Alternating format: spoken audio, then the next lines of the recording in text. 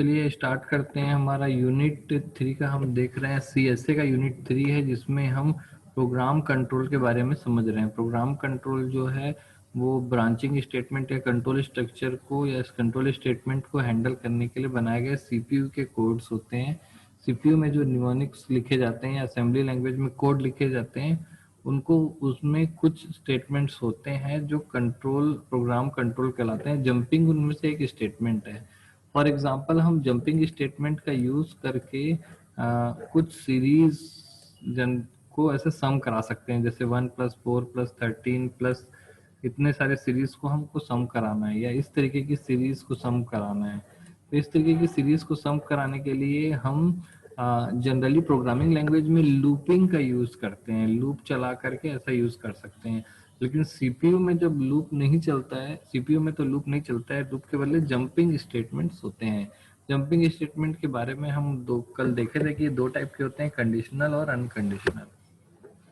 तो jumping statement यहाँ पर आपको दिखाई दे रहे हैं और आप देख पा रहे हैं कि जब हम ये इस तरीके के इंस्ट्रक्शन सेट जनरेट करते हैं तो इस तरीके के निमोनिक्स जनरेट होते हैं। ये सीपीयू के इंस्ट्रक्शन सेट है, असेंबली लैंग्वेज के इंस्ट्रक्शन सेट है। आप यहाँ पे देख रहे हैं कि jump not 0 x x x x x कोई मेमोरी लोकेशन का कोड है जो कि ये है। ये कोड यहाँ पर दिया रहता है। तो एक्स एक्स एक्स पर जंप करेगा अगर उसकी वैल्यू 0 नहीं है। क्लियर? तो इस तरीके से ये यहाँ से ऐसा लूप चलाएगा। असल में ये लूप का ही कोड है और निमोनिक्स कहते हैं इसे, और ये सीपीयू में एग्जीक्यूट होता है। तो जब हम हाई लेवल लैंग्वेज में कोई कोड लिखते हैं और कंपाइलर से उसे कंपाइल करते हैं तो कंपाइलर इस तरीके के कोड जनरेट करता है। इसको हम निमोनिक्स कहते हैं।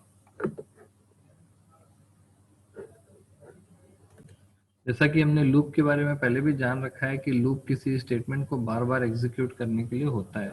फॉर एग्जांपल आपको 1 से लेके 100 तक की सीरीज के सम निकालना है, तो इसके लिए आपको लूप चलाना पड़ेगा 1 to 100। तो नंबर ऑफ टर्म्स यहाँ पर क्या हुए, नंबर ऑफ एडिशन 99 बार एडिशन होगा। तो इसके लिए आप देख पा रहे हैं कोड किस तरीके से होगा। ये जो कोड लिखा हुआ है ये लूप के लिए है।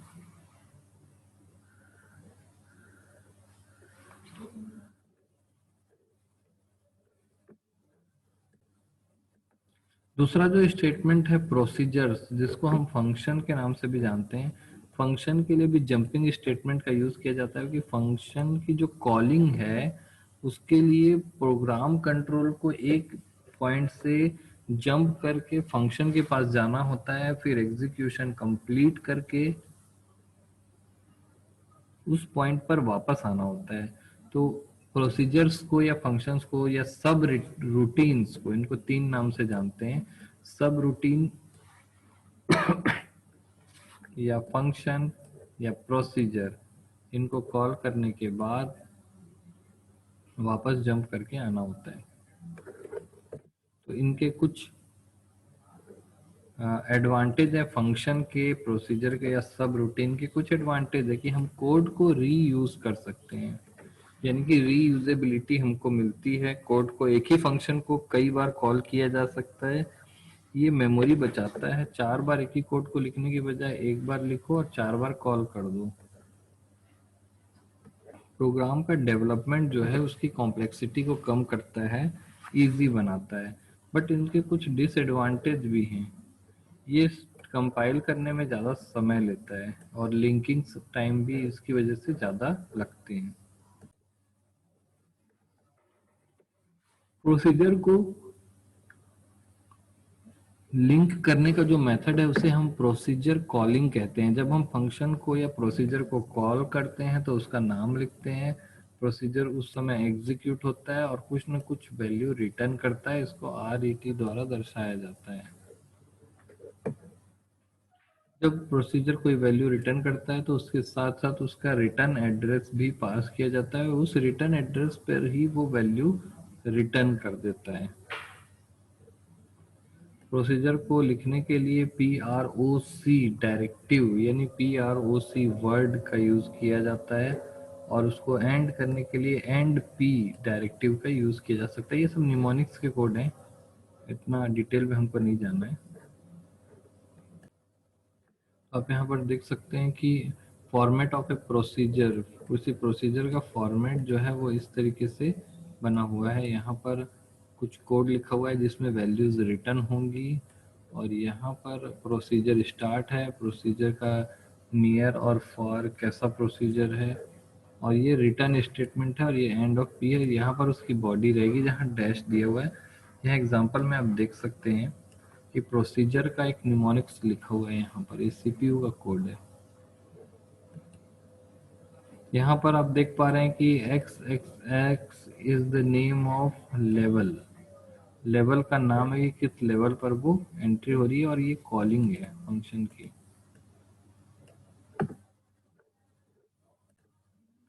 यहाँ पर आगे देखते हैं हम कि फंक्शन की कॉलिंग में जंपिंग का कैसे यूज किया जाता है। फंक्शन की जो कॉल किया जाता है उसमें ये कुछ एग्जांपल दिए हुए हैं, इसको नहीं देखेंगे, हम जंपिंग स्टेटमेंट देखते हैं कि कैसे उसमें कॉल किया जाता है function. Different between jump and call instruction. तो देखिए जंपिंग स्टेटमेंट और कॉलिंग इंस्ट्रक्शन जो है वो कैसे अलग है, ये आपको देखना है। जंप स्टेटमेंट क्या होता है, स्टैक का यूज उसमें नहीं होता है। पहला पॉइंट जो दिया हुआ है उसमें लिखा है कि स्टैक का यूज इसमें नहीं किया जाता है, और फंक्शन कॉलिंग में स्टैक का यूज किया जाता है। अब स्टैक का यूज इसलिए किया जाता है क्योंकि फंक्शन रिकर्सिव हुआ या मल्टीपल फंक्शंस की कॉलिंग हुई या नेस्टिंग ऑफ फंक्शन हो गया, तो फिर उसके रिवर्स ऑर्डर को मेंटेन करने के लिए ये स्टैक का यूज किया जाता है। क्लियर है? तो रिवर्स ऑर्डर का यूज करने के लिए स्टैक को यूज करते हैं, ताकि पहला फंक्शन कॉल हुआ, दूसरा कॉल हुआ, तीसरा कॉल हुआ, फिर तीसरा खत्म होगा, फिर दूसरा खत्म होगा, फिर पहला खत्म होगा। जो सबसे पहले स्टार्ट हुआ है या कॉल हुआ है वो सबसे लास्ट में खत्म होता है। तो रिवर्स ऑर्डर को फॉलो करने के लिए स्टैक का यूज इसमें किया जाता है।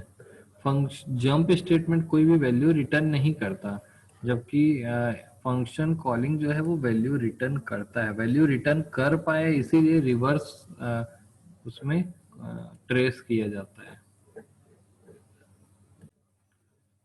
जंप की तरह ही कॉलिंग भी नियर और फॉर होती है। आपने देखा था कि जंप स्टेटमेंट में नियर और फॉर जंपिंग की जा रही थी। नियर जंपिंग में सेम ही सेगमेंट में डिस्टेंस के साथ जंपिंग की जा रही थी, जबकि फॉर जंपिंग में अगले या दूसरे सेगमेंट के किसी इंडेक्स पर हम या ऑफसेट पर जंप कर रहे थे।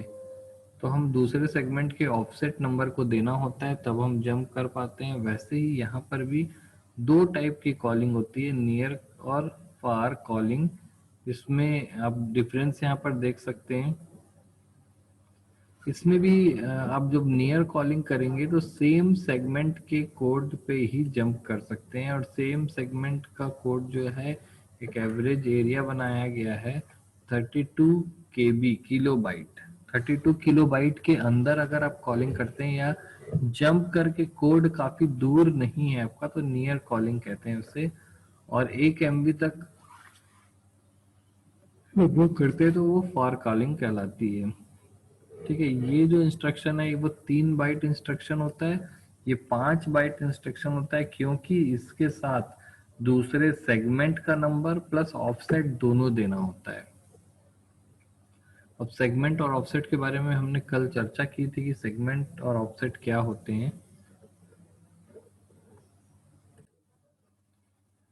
यहाँ पर और आप कुछ देख सकते हैं, कुछ पॉइंट्स दिए हुए हैं। जैसे रिटर्न स्टेटमेंट के बारे में आप देख पा रहे हैं कि रिटर्न स्टेटमेंट जो है वो किसी उस रिटर्न स्टेटमेंट के साथ हमको कोई मेमोरी लोकेशन ट्रांसफर करना होता है, और वो प्रोसीजर कॉल के बाद उस लोकेशन पर वैल्यू रिटर्न करता है।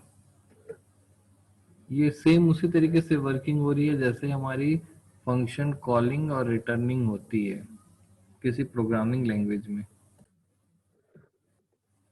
अगला जो टॉपिक है या अगला जो टाइटल है इंटरप्ट्स, ये भी हमारा एक जंपिंग स्टेटमेंट होता है या जंपिंग स्ट्रक्चर होता है जो सीपीयू में सबसे पहले हम तो ये जानेंगे कि इंटरप्ट्स होते क्या हैं। प्रोग्राम का एग्जीक्यूशन जो है वो लाइन बाय लाइन एग्जीक्यूट होता है, लाइन नंबर 1 2 3 4 5। अगर किसी भी तरीके का बीच में रुकाव आ जाए तो उसे हम इंटरप्ट कहते हैं। और खास करके हम इनपुट या आउटपुट लेने के लिए प्रोग्राम का एग्जीक्यूशन थोड़ी देर के लिए वेट करता है, रुक जाता है, वो हमारा इंटरप्ट कहलाता है। तो इंटरप्ट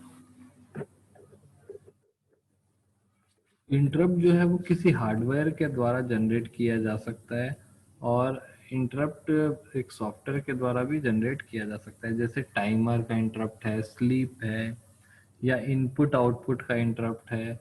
ठीक है, तो वो इस तरीके के इंटरप्ट जनरेट होते हैं। तो इंटरप्ट का मतलब ही होता है कि प्रोग्राम का जो अगर एग्जीक्यूशन है किसी तरीके से बीच में रुक जाए और टेम्पररी वो वेट करे किसी चीज का, उसको हम इंटरप्ट बोलते हैं।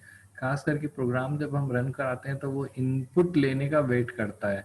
जब तक हम इनपुट नहीं देते तब तक वो वेट करते रहता है, रुका रहता है, आउटपुट नहीं देता है, तो वो इंटरप्ट कहलाता है। उसको इनपुट आउटपुट इंटरप्ट बोलते हैं, आईओ इंटरप्ट।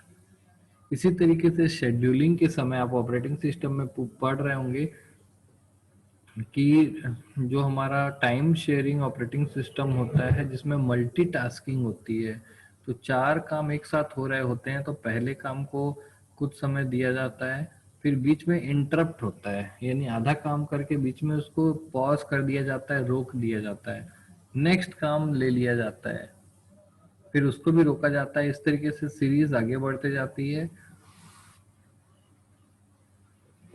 और इसको हम राउंड रॉबिन भी कहते हैं, जो आप पढ़ रहे होंगे ऑपरेटिंग सिस्टम में सीपीयू शेड्यूलिंग में। तो यहाँ पर सीपीयू इंटरप्ट जनरेट करता है मल्टीटास्किंग को परफॉर्म करने के लिए। इंटरप्ट हर प्रोग्राम में लगभग आता है। तो इंटरप्ट के सर्विस प्रोसीजर्स होते हैं जो एक प्रोसेस को छोड़ करके दूसरे प्रोसेस पर जंप करते हैं।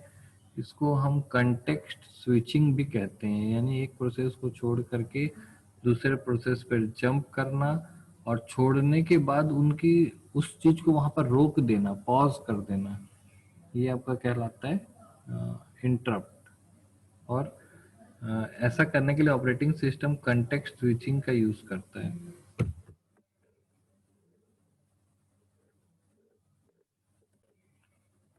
यहाँ पर आप देख पा रहे हैं कि 8086 जो माइक्रो प्रोसेसर है उसमें कुछ इंटरप्ट्स के नाम यहाँ पर दिए गए हैं।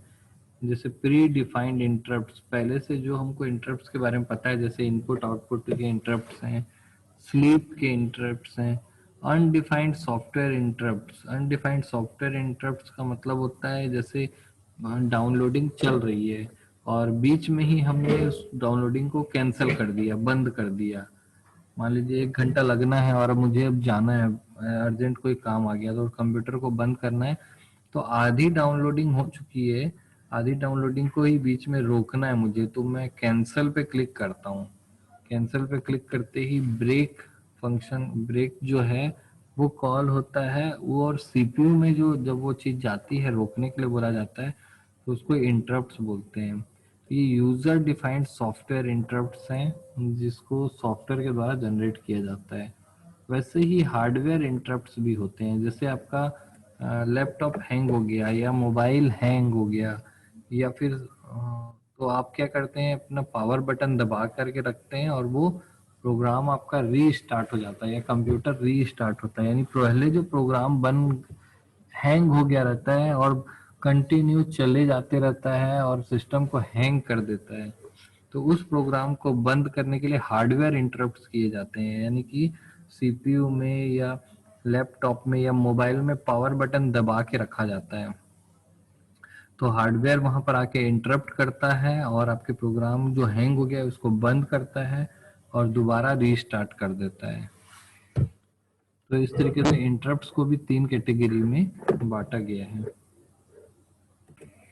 यहाँ पर कुछ प्री डिफाइंड इंस्ट्रक्शंस या इंटरप्ट के बारे में आपको दिखाया जा रहा है। जैसे आप डिवाइड बाय 0 करेंगे तो आपको इंटरप्ट जनरेट होगा या एरर आएगा, सिंगल स्टेप में आएगा।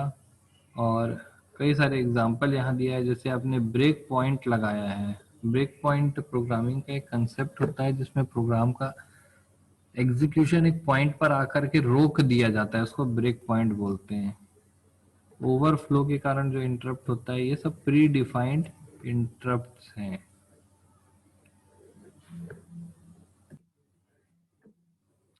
अगला जो आपका इंस्ट्रक्शन का जो हमने देखा है, कंट्रोल इंस्ट्रक्शन जो है, उसमें कुछ मिससेलेनियस कंट्रोल इंस्ट्रक्शंस भी हैं। जैसे कैरी फ्लैग को सेट करना, जब आप कोई कैलकुलेशन कर रहे होते हैं और उसमें कोई कैरी आ जाती है, तो हमारा कैलकुलेशन एडिंग एडर जो है वो अपना काम करना थोड़ी देर के लिए रोक देता है। पहले कैरी सेट की जाती है, तो उसके लिए एक इंस्ट्रक्शन है STC, set query, sorry set carry. तो कैरी फ्लैग को सेट करते हैं, उसके बाद नेक्स्ट कैरी को मिला करके फुल एडर के द्वारा एडिशन किया जाता है। उसके बाद क्लियर कैरी है, कॉम्प्लीमेंट द कैरी फ्लैग। ये सारे इंस्ट्रक्शन जो है वो इंटरप्ट्स को जो है वो क्या बोलते हैं, कंट्रोल स्टेटमेंट्स को, कंट्रोल इंस्ट्रक्शंस के हैं। क्योंकि एडिशन को छोड़ करके हमारा प्रोग्राम काउंटर कैरी के पास चला जाता है, कि कैरी को सेट करने में लग जाता है। यानी कि पहले स्टेप में अगर कैरी आ जाती है, तो अगले स्टेप का एडिशन होने के पहले कैरी को सेट किया जाता है, तब जाके फिर वो एडिशन का काम किया जाता है। ऐसे ही हॉल्ट इंस्ट्रक्शन होता है। हॉल्ट का मतलब होता है रोक देना या एंड कर देना या एग्जिट कर देना। इसको हॉल्ट को भी हम तीन तरीके से जनरेट कर सकते हैं। किसी प्रोग्राम के द्वारा, जैसे हम इंटरप्ट दे करके कैंसिल कर दिए या एंड कर दिए या क्लोज कर दिए, तो हॉल्ट इंटरप्ट आता है और प्रोग्राम का जो एग्जीक्यूशन चल रहा होता है बीच में ही रुक जाता है और पूरी तरीके से खत्म हो जाता है। दूसरा है, हम हार्डवेयर के द्वारा भी इंटरप्ट दे सकते हैं। जैसे पावर बटन हम दबाते हैं और प्रोग्राम हमारा जो चल रहा है, कोई गाना प्ले हो रहा है कंप्यूटर, मोबाइल, लैपटॉप में, और पावर बटन दबा देंगे तो वो गाना स्टॉप हो जाएगा और मोबाइल बंद हो जाएगा या रीस्टार्ट हो जाएगा।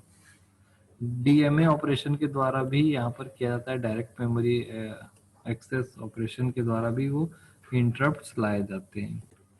वेट इंस्ट्रक्शन सबसे कॉमन इंस्ट्रक्शन है जिसके द्वारा इंटरप्ट लाया जाता है। इसको स्लीप भी कहा जाता है। जावा में आप स्लीप मेथड पढ़ेंगे थ्रेड में, या विजुअल बेसिक में आपने टाइमर पढ़ा होगा, या और भी किसी प्रकार की टाइमिंग जो चलती रहती है, वो कहलाता है वेट इंस्ट्रक्शन। ये इंस्ट्रक्शन भी जो है वो जंप इंस्ट्रक्शन कहलाता है और इंटरप्ट्स भी देता है। वेट इंटरप्ट्स को मॉनिटर किया जा सकता है। और आप देखे होंगे कि जैसे यहाँ पर कोई क्लॉक चल रही है, जैसे यहाँ पे आप क्लॉक देख रहे हैं कि 2:25 हो गए हैं, तो 1 सेकंड तक वो इंटरप्टेड रहता है। 1 सेकंड के बाद फिर वो 2:26 लिखाता है। यानी कि 1 सेकंड तक वो चीजें जो हैं वो रुकी रहती है। उसको वेट इंस्ट्रक्शन बोलते हैं। कुछ और मिसलेनियस इंस्ट्रक्शन है, बट इतना हमको डिटेल में नहीं जाना है। तो आज की क्लास में हमने सेकेंड पार्ट कंप्लीट किया है प्रोग्राम कंट्रोल इंस्ट्रक्शंस के प्रोग्राम कंट्रोल इंस्ट्रक्शन के बारे में फिर से एक बार बता देता हूँ कि ये वो सारे स्टेटमेंट है जो प्रोग्राम काउंटर को एक प्लेस से दूसरे प्लेस पर जंप कराते हैं। वो सारे स्टेटमेंट जिसमें जंपिंग होती है प्रोग्राम कंट्रोल इंस्ट्रक्शन कहलाते हैं। तो प्रोग्राम कंट्रोल इंस्ट्रक्शन के अंदर अगर प्रोग्रामिंग लैंग्वेज की बात की जाए, तो सारे branching statement, looping statement, break, go to, continue आदि फंक्शन कॉलिंग, इनपुट आउटपुट के स्टेटमेंट आते हैं। लेकिन सीपीयू की बात कही जाए तो उसमें जंपिंग स्टेटमेंट्स कहलाते हैं। जंपिंग स्टेटमेंट को भी कैटेगरी में बांटा गया है, शॉर्ट, नियर, फार, और इसके लिए अलग अलग इंस्ट्रक्शन के निमोनिक्स हैं। जंपिंग स्टेटमेंट का ही यूज करके break, go to, continue, looping आदि को बनाया जाता है। इसके बाद प्रोसीजर्स की बारी आती है। प्रोसीजर्स में हम जंपिंग स्टेटमेंट का यूज करते हैं और एक जगह से छोड़ करके दूसरे जगह पर उसका प्रोसीजर जो है एग्जीक्यूट होता है। मिसलेनियस इंस्ट्रक्शंस भी यहाँ पर दिए हुए और साथ ही साथ इंटरप्ट्स हैं। यानी ये 4 कैटेगरी है जिनके द्वारा प्रोग्राम कंट्रोल्स इंस्ट्रक्शंस को इम्प्लीमेंट किया जाता है। यहाँ पर इंटरप्ट के ऊपर से आपके क्वेश्चंस आ सकते हैं, जंप के ऊपर से आपके क्वेश्चंस आ सकते हैं। इनमें किसी को कोई डाउट है तो आप पूछ सकते हैं।